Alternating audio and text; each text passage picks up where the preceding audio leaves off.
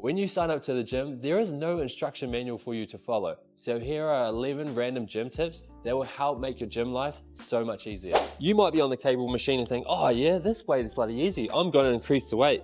So you go to increase the weight and then you try the weight again and then you're like, oh my God, what the fuck is that? So instead of jumping up 10 kilos, you can get a little plate like this and attach it onto the weight you currently were doing. Now, instead of 10 kilos, it's 2.5 kilos. This weight increase is something I can manage. I've progressively overloaded my weight and now I can get my gains. Boom, fuck. If you're changing the weight on the cable and you've got a heavy attachment on, it's gonna hit you in the head. So if you don't wanna get knocked out in the gym by the cable attachment, make sure you hold the top plate down so it doesn't fall down and hit you on the head, and then place the weight in. This is not really a tip. I'm just gonna warn you that this exercise, changing the cable from up or down to low, is the hardest exercise in the gym. No matter how strong you get, it's still the hardest exercise in the gym.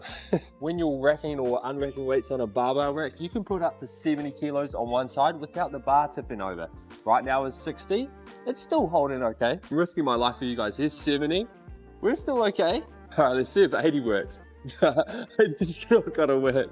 So you can put up to 70 on one side before the barbell is gonna tip over and kill you. But even though you can do 70 on both sides, I would only do 2 big plates like this on either side at a time, just to be safe.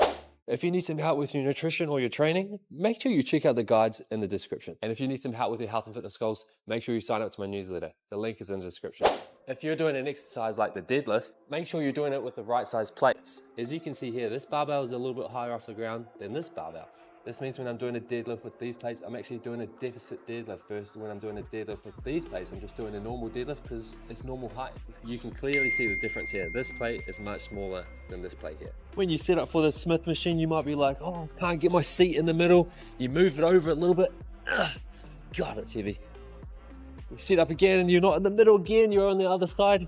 Here's a little tip. Before you get into the seat, bring the bar down all the way down to the seat. Then you can line up where the middle is. I'm gonna shimmy it over a bit, then bring the bar back up. Now when I get into my seat and do my exercise, I'm right in the middle. There's no moving around, I'm not lopsided. I can get stuck into my exercise straight away. Boom. If you're doing a shoulder press and it's quite heavy, try and fling the weight up and then do the press. Bring the weights up onto your knees and then you can use the momentum from your knees, boom, like this, to push the weight up into position and then do your press. And the same thing applies when you're doing a chest press. You don't want to fling it up and then sit back and do your press.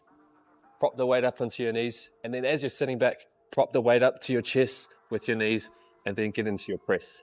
Easy money. When you're loading and unloading plates, don't push the weight on. Instead, pull the weight on. It's much easier to pull the weight than it is to push it away. If you have a lot of weight on the bar and you want to get them off quickly, you can grab a small plate, place it under the first plate, roll it up onto there. Now you've got a bit of leverage and we can just slide these first few plates off, just like that. Yes, I know there's still one plate there. If you can just lift it up slightly and pull at the same time, it's easy money. If your gym doesn't have one of these attachments for a lat pull down, you can grab a couple of handles like this, attach it to your normal lat pull down bar, and then do your lat pull down. If you're short and you struggle to reach the lat pull down bar, you have to stand up onto the seat and then get into position.